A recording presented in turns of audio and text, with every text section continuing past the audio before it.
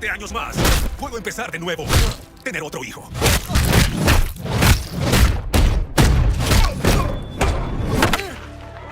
Eso es ser humano.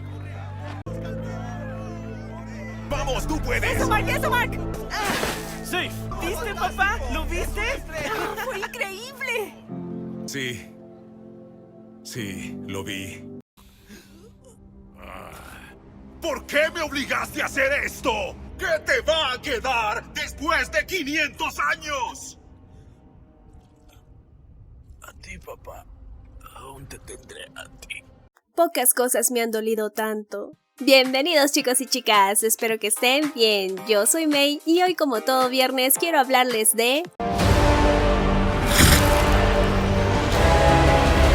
Por lo que en este video estaré hablando de todas las referencias, curiosidades y cosas que quizá no vieron del mismo, además de comparar lo que sucede en la historia original. Y empezando con ello, esta es la evolución de la intro, la cual fue cada vez más decadente y sangrienta, lo que es común en los shows de Robert Kirkman, pues en The Walking Dead también ocurría lo mismo, y aquí personalmente creo que es una alusión a la razón por la cual Invencible se llama así, pues lo único invencible que tiene Mark es su espíritu y bondad, la cual es heredada de su madre, y es el elemento que lo diferencia de los demás, siendo el motivo por el cual Mark después de cada paliza se levanta para ser más fuerte, lo que al final de la historia lo hará verdaderamente invencible. El título del episodio es Mi verdadero lugar de origen, lo que es una referencia a que gran parte de su argumento es un debate en el que Nolan intenta convencerse a él mismo y a Mark el dónde se encuentra su hogar. Por eso las crudas secuencias son en realidad lecciones para ambos, pues toda esta locura es un intento de Nolan de recordarse a sí mismo lo que debe hacer. Es un intento de recordar que los terrícolas no significan nada, al igual que sus años felices allí, debido a que su verdadero lugar de origen es Viltrum, con su ideología supremacista. Sin embargo, Mark funciona como la contranarrativa, ya que es el único recordatorio constante de que la Tierra vale la pena. La vida no es solo como los Viltrumitas piensan que es, sino que también como las demás especies creen que es, como por ejemplo los humanos, que muchos de ellos se centran en la alegría por vivirla, más allá del caos o del progreso en general. Por eso plantean la escena del béisbol donde Nolan es incapaz de entender el sentido del juego. Por eso mismo se queja de lo poco útil que es, pero cuando experimenta las emociones del mismo comprende un poco más a la humanidad.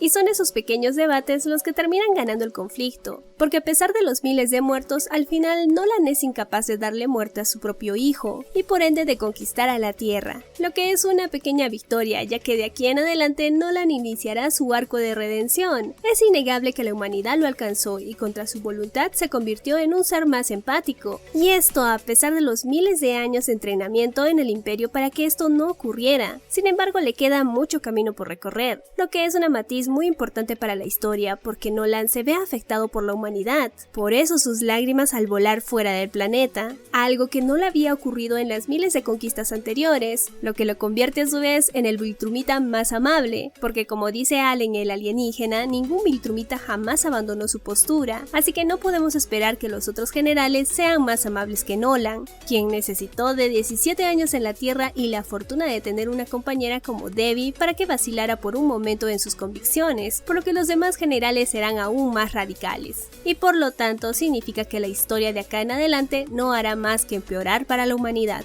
Sin embargo, la esperanza se encuentra en los detalles, y es que el elemento que hace que Nolan vuelva de su flashback y no asesine a su hijo es el hecho de ver a Mark sin dientes por la paliza. Le recuerda a su versión de niño, cuando sus dientes de adulto aún no le habían salido. Por eso el dibujo insistente en la idea de que Mark no tiene la sonrisa completa, quizá en una metáfora a su vida, ya que es imposible para él llegar a un estado de felicidad plena por la realidad de su padre. Sin embargo, es este mismo elemento el que evita que éste le dé el golpe letal, lo que compone una secuencia que le da muchísimo valor al episodio. La secuencia del tren es en referencia a lo que dijo Cecil anteriormente, cuando mencionó que sería interesante ver el encuentro entre una fuerza imparable contra un objeto inamovible, así que Nolan se lo entrega de una manera demasiado literal, al chocar su propio cuerpo contra el tren lleno de humanos, en lo que para mí es el momento más emblemático de la serie hasta ahora, por lo difícil que resulta de ver, siendo la secuencia que les había predicho que podría existir, al tratarse de un proyecto de Robert Kirkman.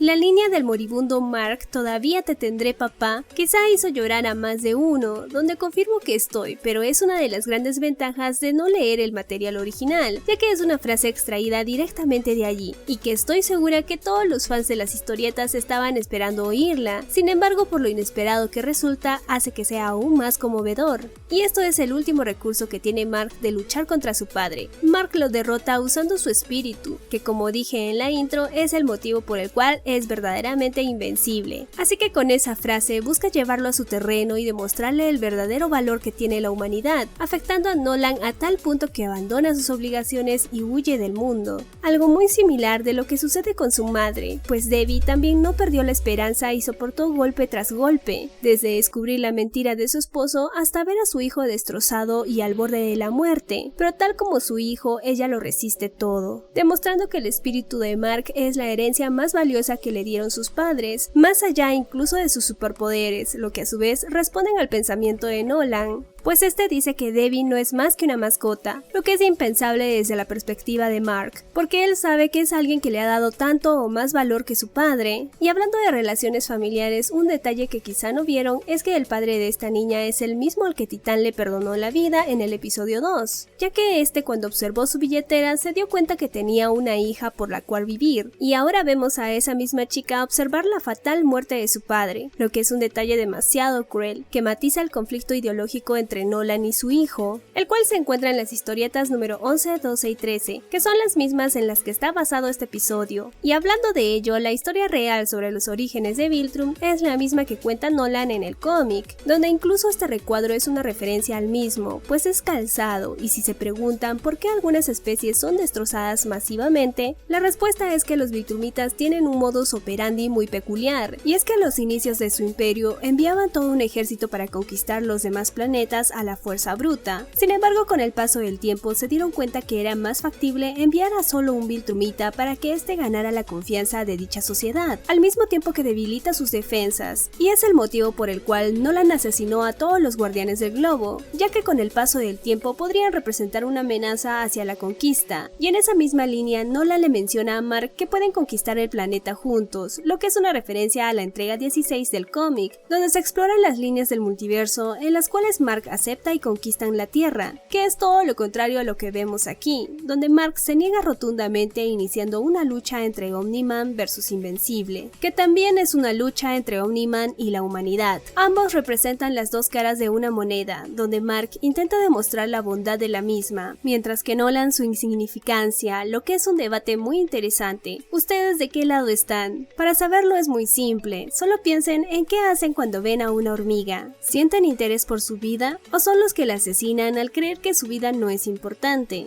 Los leo, solo escriban Team Nolan o Team Hormiguitas. Sin embargo, en los cómics el debate es un poco más amplio y deja en evidencia de que Nolan es un esclavo de su cultura. Sus argumentos se caen por sí solos, pues si lo analizamos destruye su vida para que el imperio de Viltrum conquiste un mundo, el que según ellos mismos no tiene ninguna importancia o significancia, es conquistar por conquistar, por lo que es una apertura en su lógica que más tarde puede provocar que abra los ojos. Y es que recordemos que Nolan es el producto de una sociedad fascista, algo así como la Alemania de Hitler o la Cuba de Fidel, en la que solo existe una línea de pensamiento y todo el que vaya en contra de ella es un enemigo. Por eso desde niños se les adiestra que la máxima aspiración que pueden tener es en ayudar al imperio a expandirse por los demás mundos, aunque solo sea para destruirlos en un supremacismo desmedido. Y en esta secuencia encontramos un montón de referencias al cómic, pues la batalla es una adaptación muy fiel y mejorada, la que termina en el monte Everest, que parece ser el lugar físico donde se encuentra el vínculo de Mark con su padre, ya que al principio de la temporada los vimos estar ahí juntos, mientras que ahora es el punto donde sus caminos se separan. También agregan un genial flashback del partido de béisbol, el cual no existe en los cómics, pero que anteriormente en la temporada se había mencionado un vínculo a través de este deporte, siendo el motivo por el cual se detiene por un momento y se da el diálogo algo que es totalmente extraído del cómic. Omni-Man se retira del lugar, lo que es una traición para el Imperio, y de seguro veamos las consecuencias de ello en la siguiente temporada. Y hablando de consecuencias, en el segundo acto del episodio vemos los efectos de la batalla. Las moles son arrestadas nuevamente, tal como sucede en el cómic, solo que en vez de robot la hacen las fuerzas de Cecil.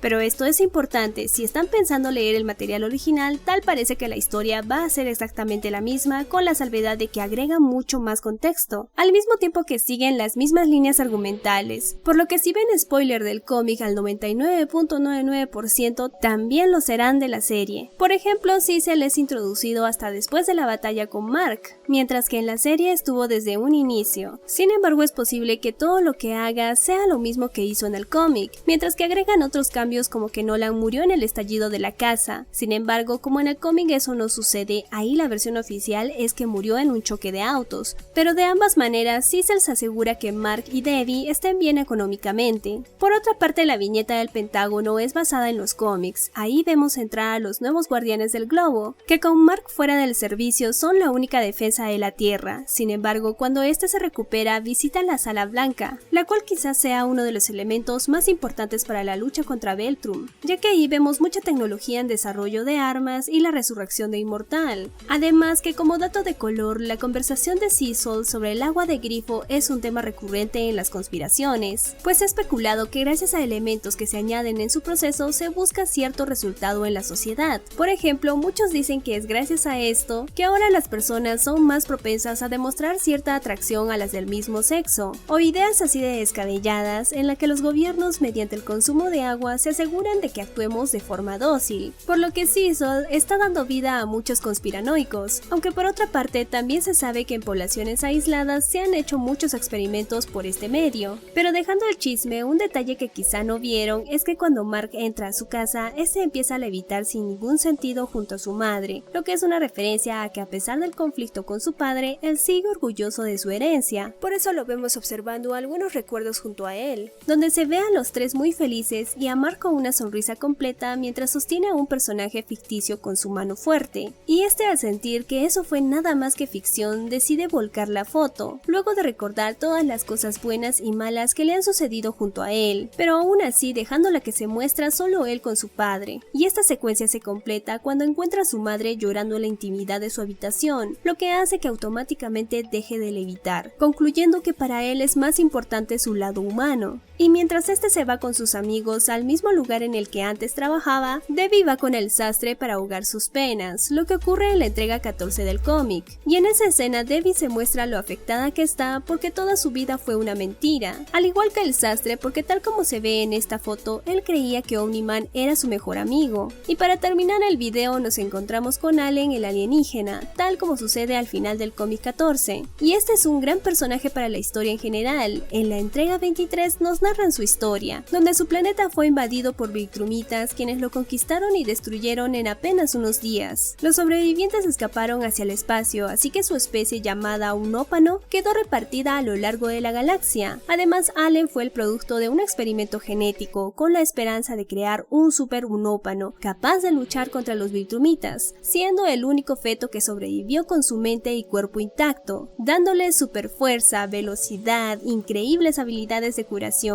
alta resistencia a lesiones, capacidad de viajar en el espacio sin ayuda, vuelo a la velocidad de la luz y telepatía, de manera que fue entrenado desde su infancia para el combate. Sin embargo, fue derrotado en su primer encuentro con un Viltrumita. Desde ahí viaja por la galaxia con la esperanza de reclutar a un campeón que incline la balanza a favor de la coalición de planetas, que es donde entra Mark, y la conversación termina al decir que lo mejor sería que Mark termine la secundaria, lo cual es un buen consejo, y les recomiendo a todos que lo hagan sin importar su edad. Por último, tenemos una pequeña secuencia que configura todo lo que está por venir. Aunque personalmente pienso hacer un video con todo esto, lo comentaré acá a grandes rasgos. Primero vemos a los Facehuggers invadiendo Marte, lo que se conecta con la entrega 35 del cómic, donde también buscan invadir la Tierra y los guardianes del globo junto a Mark tienen que detenerlos. Asimismo, observamos a los invasores alienígenas que siguen con vida y aparecen en la entrega número 40, por lo que supongo que que están esperando su regreso a la Tierra, además de ver al Doctor Terremotos Locos, que regresará más fuerte que nunca para completar su historia llamada The Path, que va después de la entrega 35. Asimismo, vemos cómo Titán sigue controlando el mundo criminal, aunque parece que no por mucho tiempo, porque está en una guerra con este chinito, que anteriormente fue mencionado por Machine Head como su contrincante en el bajo mundo, por lo que nos esperan muchas batallas por parte de él, al igual que por parte de Battle Beast, que sigue en búsqueda de campeones que le den una batalla digna. Y hablando de batallas, por último vemos a Sinclair construyendo un ejército para Cecil, por lo que aún hay mucho que ver, y en especial en el arco de Omni-Man, que de ahora en adelante lo trataré como el héroe que merece ser, especialmente porque las consecuencias que asumió al huir son devastadoras, y sin más spoilers solo me queda decir que amo esta serie, y quizás sea la mejor en mucho tiempo. A pesar de que no me gustan demasiado las animaciones, me logra atrapar y vivir mil sentimientos. Además, mejora ampliamente su versión original de los cómics,